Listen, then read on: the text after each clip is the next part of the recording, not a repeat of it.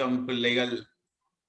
இன்றைய தினம் தரம் 8 வகுப்புக்கான முக்கோணிகளும் நாற்பக்கல்களும் என்ற அலகில் முக்கோணியின் அகக்கோணங்களின் கூட்டுத்தொகை தொடர்பான சில விளக்கங்களும் அது தொடர்பான சில பிரச்சனைகளை எவ்வாறு தீர்ப்பது தொடர்பாகவும் நாங்கள் இக்காணொலியில காண உள்ளோம். எங்களுக்கு தெரியும், முக்கோணி என்பது 3 பக்கங்களை கொண்ட பல்கோணி. அந்த முக்கோணியில் 3 அகக்கோணங்கள் காணப்படும். 3 பக்கங்களும் காணப்படும், 3 அகக்கோணங்களும் காணப்படும். நான் இங்கே ஏபிசி என்ற ஒரு முக்கோணி குறித்துள்ளேன். இந்த முக்கோணியில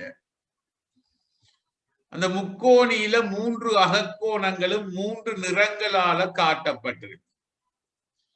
ஏபிசி என்ற ஒரு அகக்கோணம், பிஏசி என்ற ஒரு அகக்கோணம், ஏசிபி என்ற மற்ற அகக்கோணம். இந்த 3 அகக்கோணங்களின் கூட்டுத்தொகையும் 180 பாகை என்பதை நாங்கள் தரம் 8 மாணவர்களுக்கு எவ்வாறு நிறுவுவது தொடர்பாக விளக்கம் அளிக்க உள்ளேன்.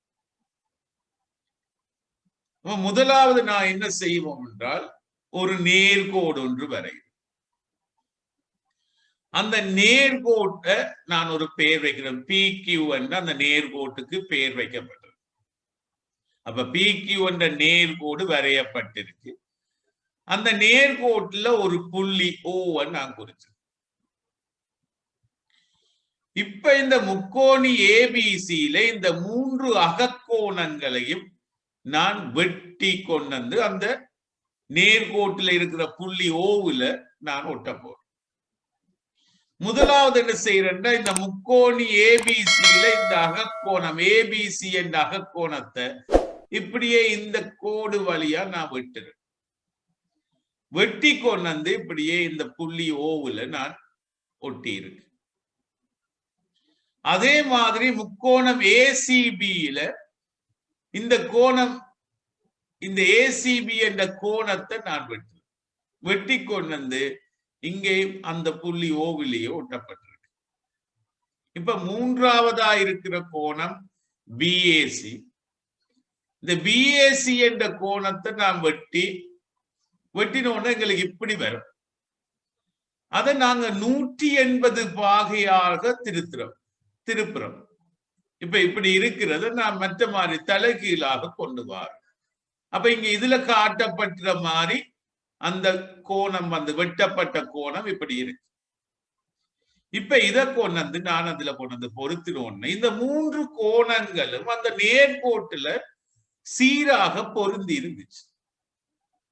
அப்ப அந்த நேர்கோட்டுல இருக்கிற ஒரு புள்ளி ஓவுல இந்த 3 அகக்கோணங்களும் பொருத்தப்பட்டிருக்கு. அப்ப இந்த 3 அகக்கோணங்களும் பொருத்தப்பட்டிருந்தோன்னு நாங்க வரப்போற முடிவு என்னன்னா, இந்த POQ என்ற நேர்கோட்டுல POQ என்ற கோணம் நேர்கோணம். இந்த கோணம் நேர்கோணம் எங்களுக்கு தெரியும். ஒரு நேர்கோணத்தின் பருமன் 180 பாகை. அப்ப இந்த 3 கோணங்களும் இந்த நேர்கோட்டில் இருக்கிற புள்ளியிலே தான் அமைந்திருக்கு. அப்ப இந்த 3 கோணங்களின் கூட்டுத்தொகை 180 பாகை என்று நாங்க முடிவுக்கு வரலாம். ஏன் இந்த POQ ஒரு நேர்கோடு என்றதால். அப்ப இந்த POQ என்ற நேர்கோடுல இருக்கிற ஒரு புள்ளி ஓவுல இந்த 3 கோணங்களும் ஒட்டப்பட்டிருக்கு. இந்த 3 கோணங்களும் சீராக இதுல பொருத்தப்பட்டிருக்கு. இந்த 3 கோணங்களின் கூட்டுத்தொகை 180 பாகையாக அமையும். அப்படி இந்த கோணங்கள் 3 கூட்டுத்தொகை 180 பாகையாக அமையுமாக இருந்தால் நாங்க சொல்லலாம், இந்த முக்கோணின 3 அகக்கோணங்களின் கூட்டுத்தொகையும் 180 பாகை என்றே சொல்லலாம். என்ன காரணம்?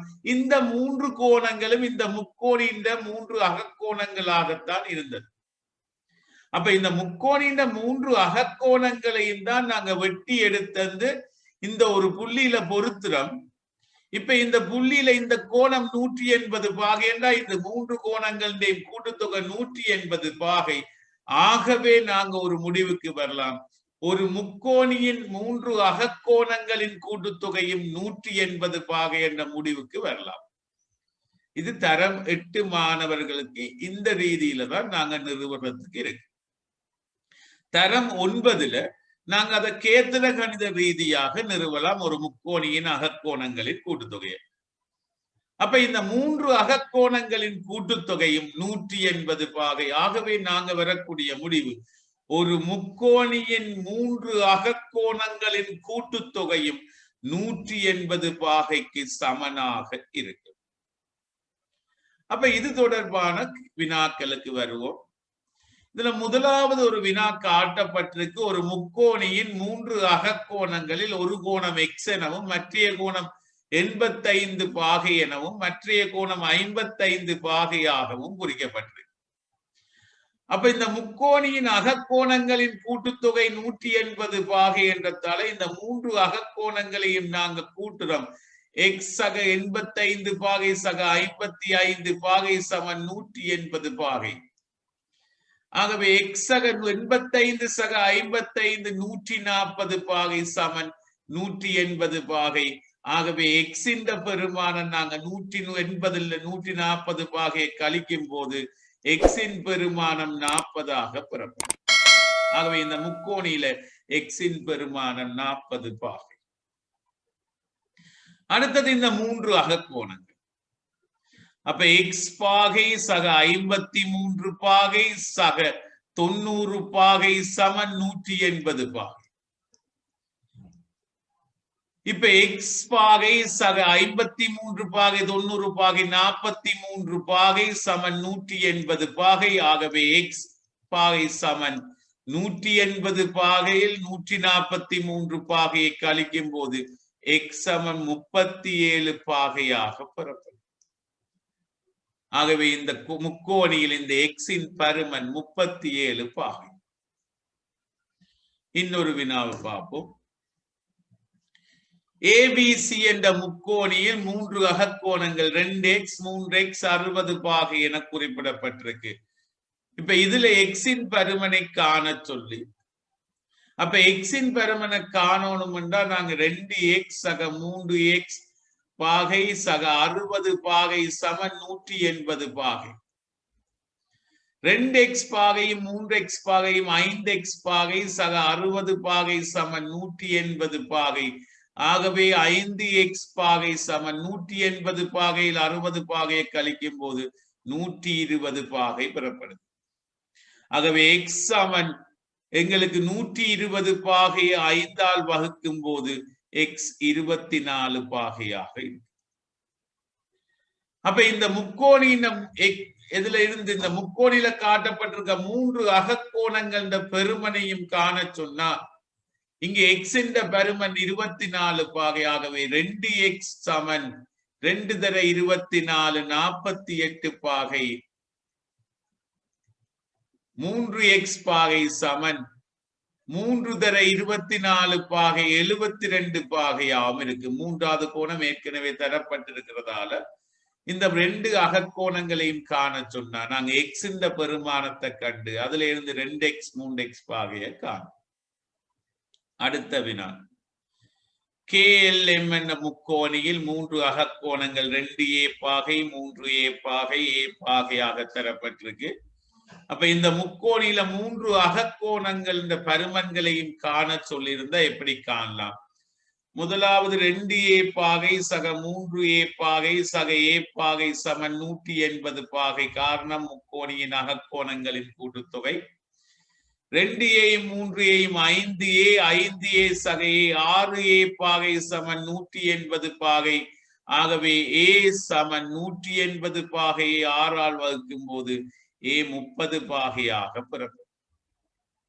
ஆகவே 2a கோணத்தின் பருமன் 2 தர 30 பாகை 60 பாகையாகவும் a இந்த பருமன் ஏற்கனவே 30 பாகையாக கண்டுட்டோம்.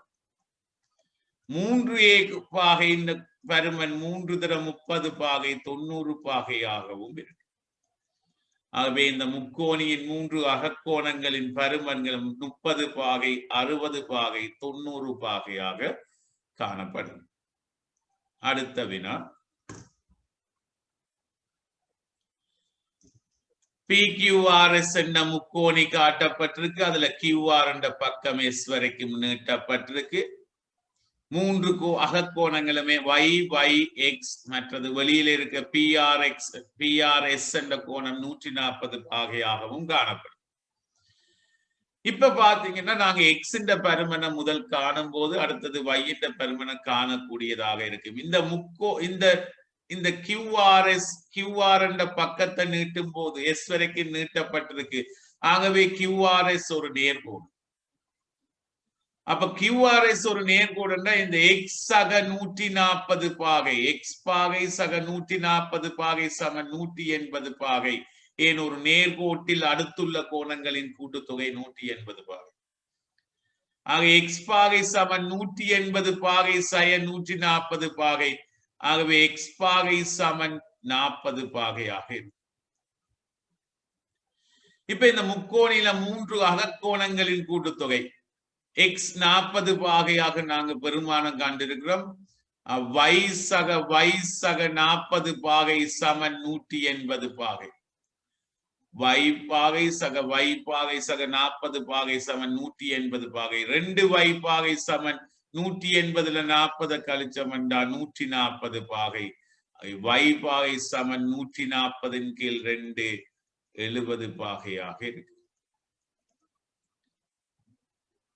அப்ப இந்த ஒரு முக்கோணியின் 3 அகக்கோணங்களின் கூட்டுத்தொகையும் 180 பாகை என்ற தொடர்பை பயன்படுத்தி எங்களுக்கு முக்கோணிகள்ல தரப்படுகிற அச்சரங்களால குறிக்கப்படுற எழுத்துக்கள் பெருமானங்கள், அதாவது அந்த அகக்கோணங்கள் பருமன்களை காணக்கூடியவாறு இருக்கு. இப்ப இந்த முக்கோணியில் Y 90 பாகை, 90 பாகை, 35 பாகை, X பாகை தரப்பட்டிருக்கு. முக்கோணி KLN இல்ல, இது 90 பாகை, இது 35 பாகை, இது X பாகை.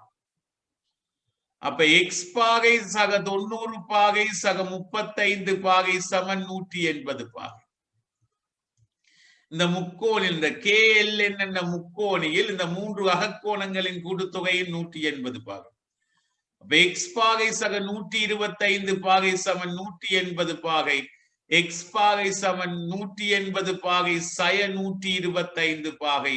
ஆகவே X சமன் 55 பாகையாக இருக்கு. இனி Y-ன் பருமன் காணும்.